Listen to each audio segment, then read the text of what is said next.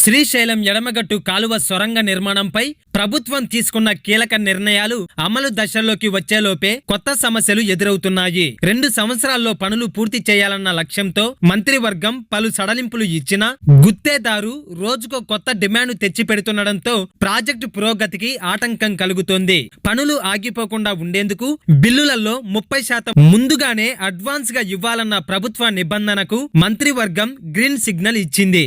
అయితే ఇందుకు bank guarantee తప్పనిసరి చేస్తుండటంపై నిర్మాణ సంస్థ అభ్యంతరం వ్యక్తం చేసింది.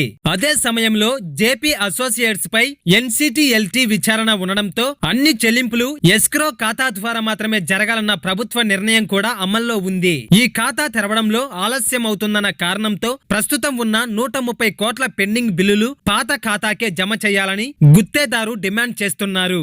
అయితే ఇది ప్రభుత్వ నిబంధనలకు విరుద్ధమవుతుందన్న కారణంతో ఇంజనీరింగ్ విభాగం ఈ ప్రతిపాదనకు సమ్మతించకపోవడంతో సొరంగ మార్గం పనులు మరోసారి అనిశ్చితిలో చిక్కుకున్నట్లు సమాచారం.